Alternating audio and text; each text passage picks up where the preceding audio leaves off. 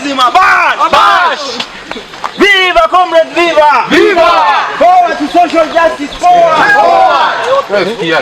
Vijana msilale, bado mapambano, mapambano, mapambano, bado mapambano, mapambano, mapambano.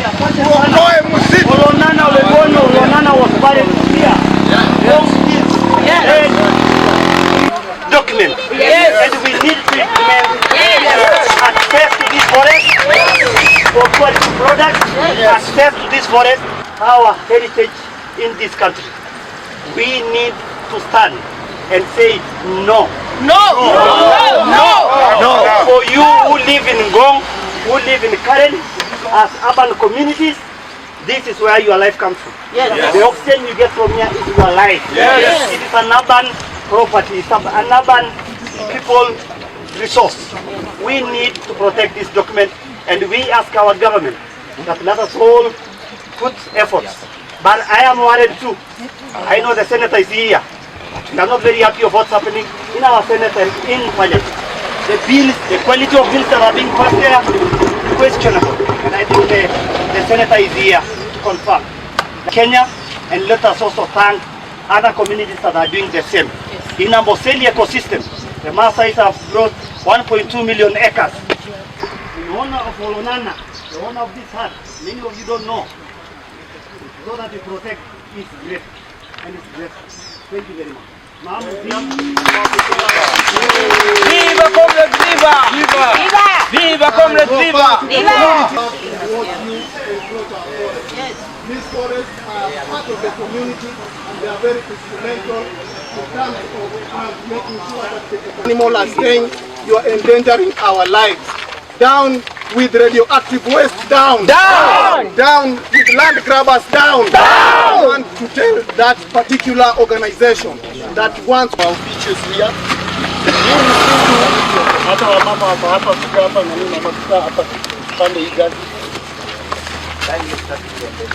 Just want to make a good introduction to you.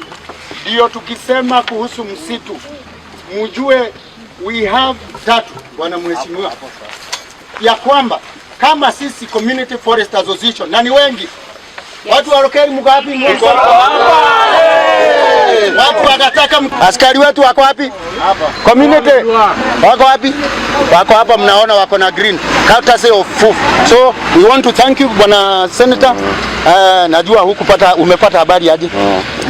Siwezi kubali kama Senator wa Kajiado. Yes. Mambo kama haya yaendelee. Na ili hali hii shamba ingekuwa ni sisi tumebenefit kama watu wa Kajiado.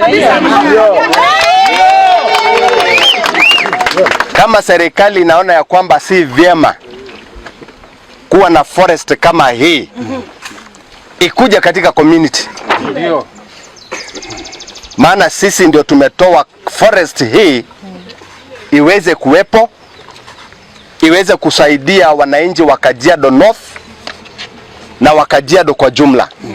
Lakini mambo kama haya ambayo uvamizi kama huu ambayo tunaona kila wakati ikienda mbele, fence baada ya fence, kwa siku ambaye haitakuwa mbali nitaakilisha petition hiyo katika Senate ya Kenya, niulize waziri wa misitu, niulize Director General wa Forest KFS, na niulize waziri wa lands. Yes. Kwa nini mambo kama haya yanafanyika katika mahali hapo? Tunaomba KFS ianze kuchukua hatua ya hao watu mara moja. Na kama kuna watu wakubwa huko juu, kwa sababu tukisoma, si mnajua dalili za mvua ni nini? Mawingu. Tunapoangalia mawingu, kuna watu mashuhuri kwa serikali ambaye wanahusika na hii mambo. Kwa hivyo tunajua, na wanaweza weka uoga kwa maofisa wetu. Tunasimama na KFS tukisema kwamba tutasaidia KFS kulingana na PFMP na FMA kulinda huu msitu na kukataa kunyakuliwa kwa msitu. The way forward is that we are petitioning Kenya Forest Service and the Minister of Environment that we do not want any more developments in Oloolua Forest. Tayari tumetosheka na IPR Nuclear Regulatory Authority pia wako huku, and we have 3 or 4 other organizations ambayo wame set up in Oloolua forest. So out of the initial acreage of land, tumebakishwa only 50% of the forest, of which Child International Welfare are grabbing 67 acres, which is almost 10% of the remaining forest land in Oloolua. So hiyo tumekata, and we are calling on government officials to stand with us, because we suspect anyone who can put up a fence in Oloolua forest, that must be someone who is high in the government. Kama tunataka kupanda miti na ilhali kuna wengine wanakuja wanakata, isitoshe wananyakua the ground yenye serikali inasema tupande miti huko, ninaona ni kana kwamba wanataka kuangamiza serikali. Naona they just want to crucify the government, they just want to crucify everything that the government is saying, ya kwamba wao ndio wanaleta the government down. Ningeomba serikali, especially the president of Kenya mwenye alitoa hiyo amri, akijua wenye wamenyakua hii land, kama wako kwa any government office, they insist not to be in that office because they are not fit to the instructions zenye yeye anapeana. Lost morals completely as a country, to the extent that we are now losing forest cover. Less than 1 year ago, and to be very specific, this year, and I remember there was a national day to plant trees. Why are you using a lot of resources to plant trees and you are busy destroying forest cover which is already in existence? This forest has taken thousands of years. Now some organization calling itself, which I know it is nothing about children's welfare. It is just about appetite for land from the leadership of this country. There are individuals in government who want to take this land. They want to grab this land. But I want to say this. We will not allow this. And I'm urging Parliament to work on this, because they oversight every other organization.